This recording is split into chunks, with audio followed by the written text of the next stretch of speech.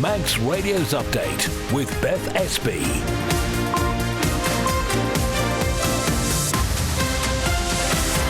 First of my good evening. Welcome to Update here on Manx Radio. Coming up in the next half hour, the top stories today, including the Treasury Minister calling on anyone who receives their benefits or pension through MyCard to get in touch and let them know how they want to receive their funds from January. More about that in a moment. We also keep hearing about next year's Moneyval assessment. But what exactly is it and why is it such a crucial thing for the island?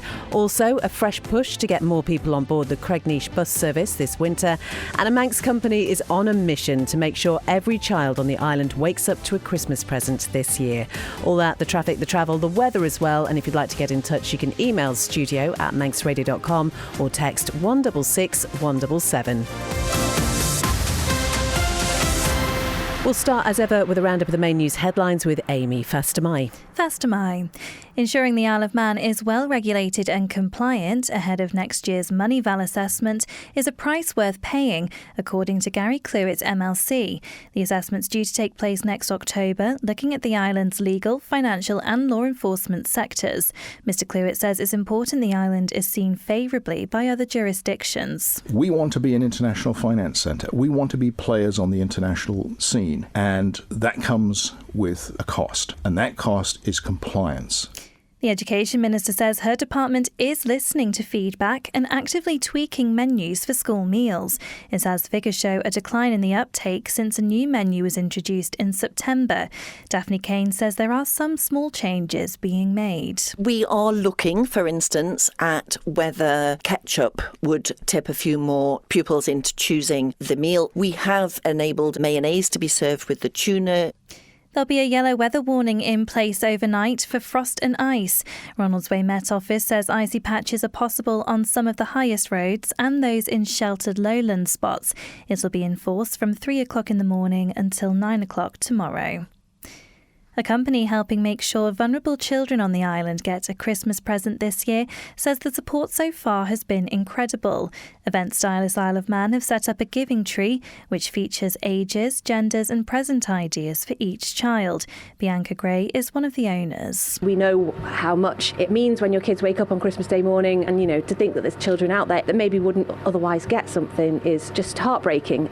Turning to international news now, and a former BBC advisor whose leaked memo questioning an edit of Donald Trump led to a crisis at the corporation says he doesn't think it's institutionally biased. Michael Prescott told the Commons Culture, Media and Sport Committee that much of its work is world class, adding it's a tragedy Director General Tim Davie resigned. Sir Keir Starmer's welcomed progress towards a peace deal for Ukraine, but says more work is needed for it to be just and lasting. He'll chair a virtual meeting of European leaders tomorrow.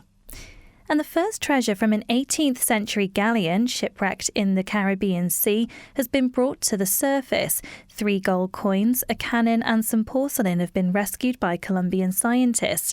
The San Jose is often called the Holy Grail of shipwrecks, as it's understood to have treasure worth £16 billion on board.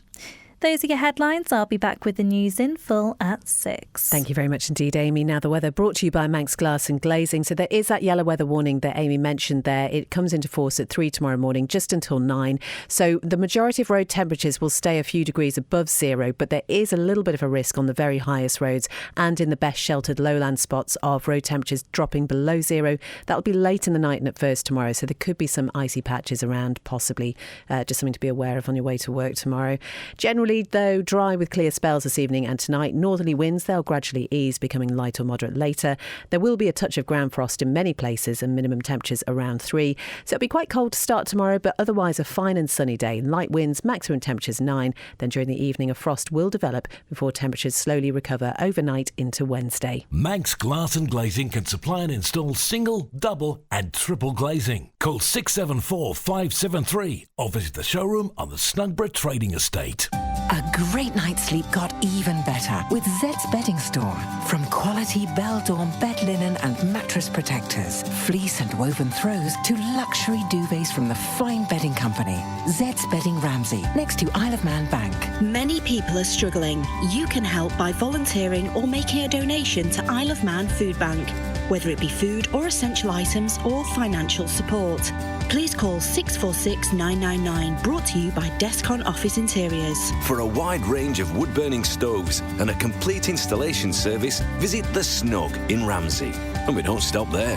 Kiln-dried firewood and full aftercare service, including chimney sweeps and maintenance. Call The Snug in Ramsey. Reach the Isle of Man's biggest radio audience with Manx Radio. Airtime, sponsorship and digital opportunities available. For more information on how we can help your business grow its market share, contact the friendly, experienced team on sales at manxradio.com. You're listening to Update. It's just gone 5:05. So the Treasury Minister says it's really important that MyCard users who haven't contacted the department yet engage with them now.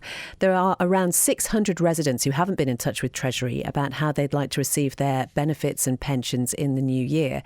Dr. Alex Allenson says from the end of this year, the current MyCard will stop, and those who can't get a bank account will be issued with a new card in the new year that will be just valid for 12 months. But his department needs to engage, he says, with those who haven't made contact yet. What we've done is transfer the vast majority of people already onto their existing bank accounts. We also know, for instance, that over 100 people use MyCard but also get different benefits paid directly into their bank accounts, and they'll all be being told by letter that all their benefits will be going straight into their bank accounts. But for those people who are left, what we've organised on Wednesday this week is a drop-in session between 9:30 and 12:30 at Markwell House. Get all the 4 high street banks involved to help people who have struggled to get bank accounts set up, to get basically a basic bank account which will allow them to have money transferred into their account, but also allow them to make card payments and things like that a lot of us take for granted. We're also trying to work with those people who, for whatever reason, can't get a bank account or aren't able to use a bank account, to provide a new MyCard from the 1st of January as a payment exemption service that they'll be able to use at the post office. So what we're trying to do is cover everyone, because obviously people on benefits span between young families getting child benefits to elderly people getting pensions. We need to make sure we can work individually with all of them to ensure that they get the benefits that they're eligible for. So in a year's time, some users may still be without a bank account, without another way to receive their payments. What are you going to be doing between now and then to make sure that those people are supported? We've got a whole range of schemes underway, working with commercial organisations to allow people to get benefits in other ways if they can't get a bank account. For instance, for those people who don't contact us and when the MyCards stop working and haven't applied for a new MyCard, we will be issuing them with cheques that either can be paid into a bank if they've got a bank account, or taken to the post office and cashed there. So we do have ways of doing that, but we're also looking at other ways of dealing with people who struggle with getting bank accounts, who struggle with automatic payments, to make sure that everyone on our island is taken forward with this transition away from an old legacy system. That's the Treasury Minister, Dr. Alex Allenson. He was on Breakfast this morning. There will be a drop-in session at Markwell House this Wednesday. It's from 9:30 until 12:30, and 4 of the island's banks are going to be there, so they'll be helping people in opening bank accounts. You can find out more details at manxradio.com. It is 8 minutes past 5. So as the island prepares to endure one of the most intense assessment, how are we expected to fare when Moneyval inspectors begin scrutinising the island? Well, Moneyval evaluates the effectiveness of countries' measures to combat things like money laundering and terrorist financing, really just ensuring they comply with international standards that are set by financial action task forces. But what does it actually all mean? Here's the Justice and Home Affairs Minister, Jane Poole-Wilson. The island is an international financial centre, and therefore we are required to operate and regulate ourselves in line with international standards. And those standards for the Isle of Man are set by the Financial Action Task Force. And so our Moneyval assessment next year is where assessors come to the island and actually undertake a comprehensive evaluation of our financial and judicial systems, regulatory frameworks, and our understanding of the risks faced by our financial systems and across our industry sector. So they undertake that full assessment to see whether we meet the required standards and the Financial Action Task Force recommendations, both in a technical sense, so do we have laws and policies and frameworks we should, and also in an effectiveness sense, so do those laws, policies and frameworks actually work in practice to help us combat financial crime. What we're working hard at the moment across agencies, government and the private sector is getting ready to showcase that our systems and our compliance does meet the required standards.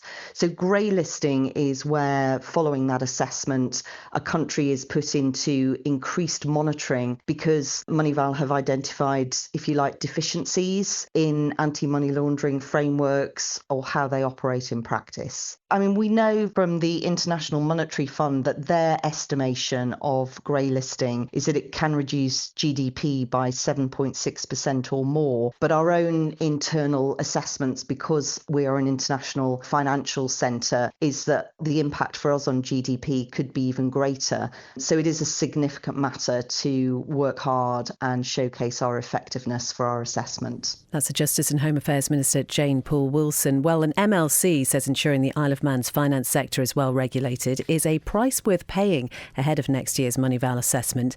Gary Clewett used the 2016 review to inform his decision to relocate his business over here. As we just heard, government warns an unfavourable assessment would have a negative impact on the Manx economy. Mr Clewett told us he believes the island is well regulated. I guess I hadn't appreciated the level of complexity and difficulty and sophistication of what we're up against.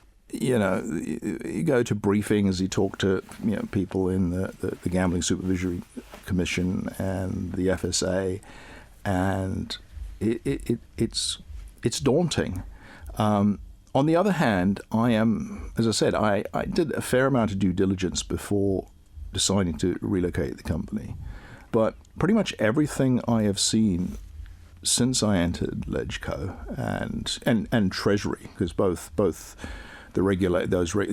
two regulators are part of fall under Treasury, actually has increased my confidence that we are in fact we are a very well regulated jurisdiction, and I know people complain about it. There are noises about we're over-regulated and things, and just in some respects, I think we're over-regulated. But the reality is, we want to be an international finance centre. We want to be players on the international scene, and that comes with a cost, and that cost is compliance. And to me, it's annoying and it's expensive, but it is a price worth paying for the privileges that it grants us. That's Gary Clewett, MLC. You can hear much more on that in the Perspective podcast, which you can find at manxradio.com.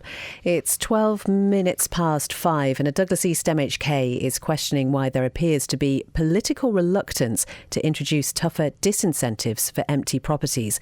Now, Joni Farragher had proposed giving local authorities new powers to fine landlords when homes are left empty or become dilapidated. But the government blocked that move, citing its plan to end rates exemptions for damaged or ruinous buildings.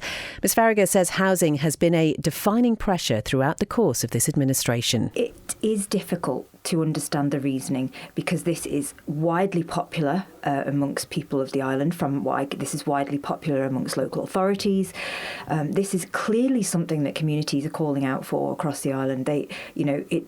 The fiscal drag of having derelict properties in people's neighbourhoods, the sort of eyesore nature of it, the way that it drags neighbourhoods down and the way that it impacts surrounding properties are things that we hear repeatedly about. So it's very confusing to me why people don't want to take action on this. It's a popular move. It would bring homes back into use. It would having a levy would also potentially bring money into local authorities' coffers. I'm just not understanding what the resistance is here. Is this the end of the road for you, or do you think we might see an identical motion appear once we see the consultation responses about Treasury's rates exemptions? Well, that was interesting that was even raised, because that consultation, as you've said, is regarding rates exemption. Yet the Treasury Minister seemed to be implying that there would be responses on different issues, but it was a single issue consultation, so it's odd that the Treasury Minister presented it as that, and that was raised as something that could potentially bring some solutions to us, because it won't. That's Douglas East MHK Joni Farragher talking to Christian there. It's coming up to 5:15. Manx Radio Travel, driven by Quayside Tyres and Service Centre. We're all okay in the police pages. Just that thing to watch out for tomorrow morning. Some icy patches potentially on some of the higher routes, especially traffic light wise. Just temporary lights on King Edward Road between Gradle and the Old Liverpool Arms. That's 24 hours a day. And in Laxey until the 5th of December, there are temporary lights on the Ramsey Road. That's near Ardreert. All okay down at the airport and with the steam packet. The Manxman due in at 5:30, heading out again to Heysham at 7:15. Quayside Tyres and Service Centre with 1 year's free engine warranty from Castrol. Get more with Now, Manx Care will introduce a training package for staff at the start of the new year to improve understanding of disability and neurodiversity. It forms part of a report published by the health body highlighting access to good health care for people with learning difficulties. Chanel Suku has more. The consultation, which ran between June and July, focused on people's experiences accessing GPs, attending the emergency department at Nobles, and staying overnight in hospital, among other areas. It collected 151 responses, with some findings revealing that 52.32% of respondents felt anxious about attending their GP appointment, 13.25% reported a good or very good overnight experience, while 31.13% had very poor or poor experience at ED. There were also calls for alternative booking methods, quieter waiting areas, and more time during consultations. In response to these key findings, Manx Care says it will roll out a training package for staff at the start of the year to improve understanding of disability and neurodiversity. It has also proposed the development of disability and neurodiversity champions within each ward, as well as the introduction of new health passports and guidance. It is proposed that GPs make alterations to the environment, including offering sensory equipment. The Safeguarding Team for Health is also seeking funding to purchase a mobile sensory unit for the hospital, which can be used to bring comfort to those who find the environment overwhelming. Safeguarding Practitioner for Health Pete Corkill, who compiled the report, says it's not acceptable for us to hide behind old age routines and processes as reasons why we cannot pursue alternative methods of service delivery. We must recognise this group of people as equal citizens of the Isle of Man who require a service provided in a slightly different way. You can find the full report at manxradio.com. Chanel Suku reporting 17 minutes past 5, and the Save Our Cregneash bus group introduced its winter programme today with the intention of tackling loneliness and isolation. It's also aimed at encouraging more people to use the 8S service, which has seen a decline in passengers with the activities at Cregneash during the colder months. Christo Viol says they've introduced the programme of weekly gatherings, which will happen every Wednesday, as they were really worried about the lack of people using that bus. Quite a few people used it, which was obviously marvellous. Unfortunately, now that the sites are closed, Cregneash, there are hardly any people on the bus. I mean, it's winter time, the weather's not always good. The focus is the 8S. That's why we have created a winter program, and we'll have our little come together there. Apart from bringing people in the seats, we would like to offer something to the low cost, mainly those who are sitting at home and would like to do some socializing. For those people who show their bus tickets or their age concessions, the event will be free. We want to revive the old traditional come-togethers at the village. That's why the program is called Winter at the Village. And we will also have guest speakers on most of our events, covering some topics related to the Isle of Man. The main thing is, though, to come together, enjoy good company, have a good time, and use the bus. You spoke about bringing out the elderly, tackling isolation during the winter months. Yes.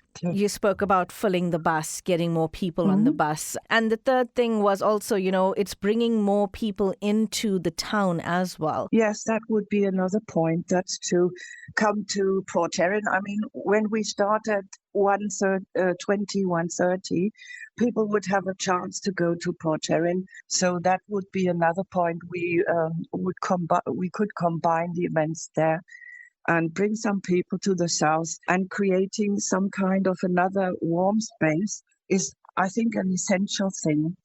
And what is equally important is get the locals, the elderly people, out of their houses to socialise. That is Krista Viol from the Save Our Cregnish bus group. She was talking to Chanel there. 19 minutes past 5, and FC Isle of Man manager Rick Holden has said his side's win over Longridge Town at the weekend was the best performance of the season.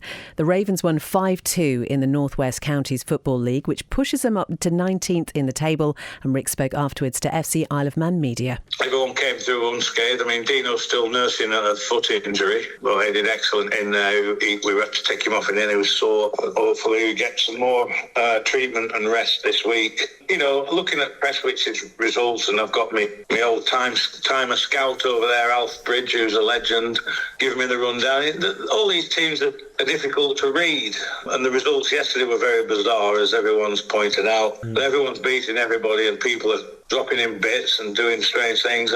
We don't know what to expect, really, but I know what to expect from us, and I expect a similar performance. I mean, we looked a lot more solid at the back, and we didn't look like conceding a goal until Clarkey decided to replicate that famous own goal from Bobby Moore. No, we can keep doing what we're doing. I'm sure we'll put in a good performance again. That's the FC Isle of Man manager Rick Holden after that fantastic result at the weekend. Now, Christmas really is a lovely time for most of us, but for some of the most vulnerable in our community, it can be one of the hardest. But one Manx company is hoping to make sure every child on the island gets a Christmas present this year. Gemma Middleton and Bianca Gray are the owners of Event Stylists Isle of Man, and they've been telling Chanel how they're planning to help.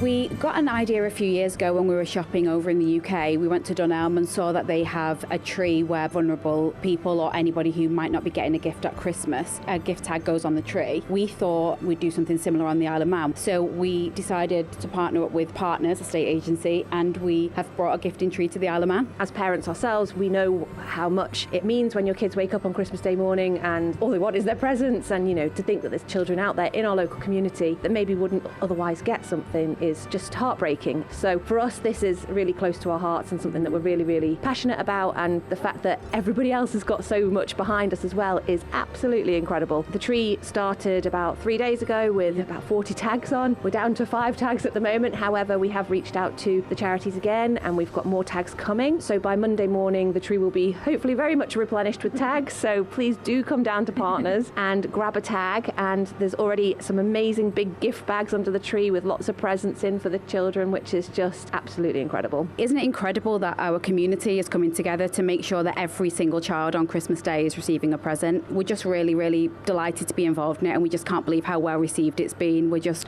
really grateful to Partners for hosting us and also to the community for pulling together to make Christmas incredible. Is there a cut-off day, or is it until all the names have disappeared from the tree? We are only taking presents until the 22nd of December, so once they've all gone, they're gone. But we really appreciate everyone's help in fulfilling all these Christmas gifts. Yeah, they are ages, sex, and maybe a rough idea of what those people are into. So there's one on the tree here that I'm just looking at. There's a boy aged 12 and he's into Everton, planes, clothes and deodorant. So we've given some ideas on there and it's just what the charities have asked for, basically. We're looking at potentially about 100 children. We started off with 40 tags. We have about 50 more coming and a few more are popping in every day. So hopefully at least 100 children that might not have anything or might have something very small. And just to really reiterate as well that all 100 children, or however many it ends up being, are all local children. Nothing leaves the Isle of Man. They're all in our community and that's so important to us. Also, we'd like to say thank you to Crossroads Charity, to the Children's Centre and to A Little Piece of Hope for giving us the names for those children so we can make sure that they all get a gift at Christmas.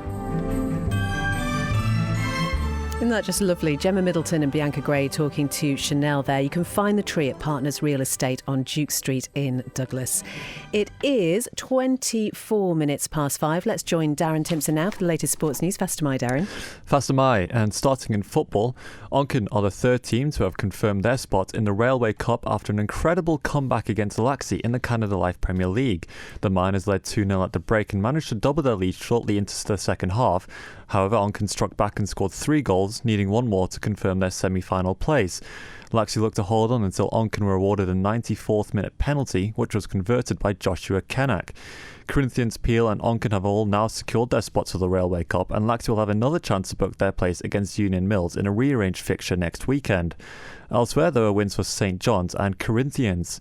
In the Arden and Drogheda Division 2, leaders Castletown thrashed Governors Athletic 6-0 on Saturday, while promotion hopefuls Colby beat Rycob 1-0. Pulrose also won on Saturday as Douglas Royal and St George's drew 2-2. On to Sunday, where there were 2 games in the Women's Floodlit Cup. Peel put 11 goals past Onken to stay top of the table, while Douglas Royal beat Russian 3-1. On to rugby, and Douglas's impressive start to the season carried on at the weekend as they beat Furwood Waterloo. Playing away from home, the Manx side won by just 4 points to keep them second in the table. However, leaders Sandbach were beaten on Saturday, which means if Douglas were to win their game in hand, they would go top of the standings. Elsewhere, Vagabonds ladies also took winning points. They beat Bury 26-15, and meanwhile, Vagabonds and Ramsey were defeated in the Counties 3 ADM Lancashire-Cheshire. And in hockey, the first champion of this mixed season has been confirmed. Bakazet have claimed the mixed Premier League title with a game left to go after beating Castletown Celts 8-0. They have won all 9 of their games and sit on 18 points, 4 more than Valkaise. Thank you very much indeed, Darren. Well, that is pretty much all from Update this evening. Remember, you can find out much more about all tonight's top stories on the Manx Radio website. We've got the newscasts on there as well. They're the longer interviews that we don't get a chance to play on air. There's also sportscasts as well, all the latest sports interviews available too. So coming up after Update then, it is Agenda with Phil Gaughan tonight. And as we now know, the area plan for the North and West, intended to complete the island's planning framework, was quite dramatically defeated in an extraordinary Tynwald vote last week, forcing the President to use his casting vote, which by convention would normally go against change. So Agenda is going to explore what happened in this unprecedented debate. Were members right to challenge the shaky housing figures? Was government complacent? Find out all about that with Phil coming up next. At 6 then, it's Greatest Hits with Chris Kinley. Time for Brass with Ian Cottier is at 9. And then Dave Moore is back here with After Hours from 10. Whatever you're doing this evening, have a lovely one. And we'll talk to you again on Update at 5 tomorrow.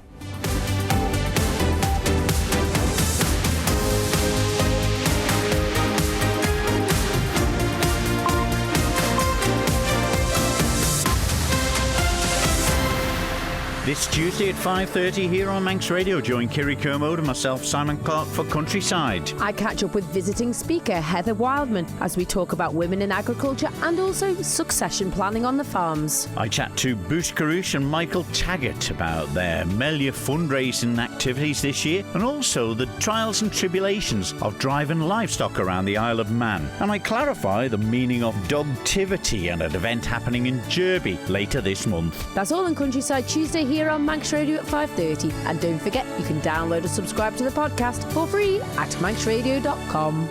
Quayside Tyre and Service Centre, where alongside quality tyres and excellent servicing, you'll find a whole lot more besides. Choose Quayside Tyre and Service Centre for diagnostics, cam belt changes and aircon, along with laser wheel alignment and all your mechanical and electrical repairs.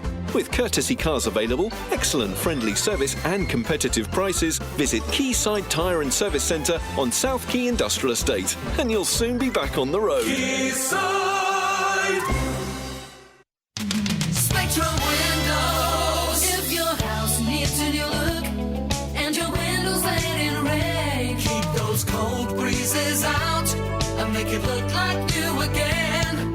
Spectrum Windows, Spectrum Windows. Quality through and through, great work guaranteed to you. Spectrum Windows, Spectrum Windows, Spectrum Windows. Save 20% in the Loganair Tartan sale with promo code Tartan20. Book now at loganair.co.uk. T.E.Cs and exclusions apply, subject to availability. When couples decide to part, there's a lot to deal with. There's the matter of the children, the matter of your property, the matter of pensions. You need to consider the matter of existing wills, and perhaps the matter of a business. And because you matter, Man Benham Advocates are here for you when it comes to divorce and family matters. For help and advice and a free initial consultation, call Man Benham on 639 350. Man Benham, here for you.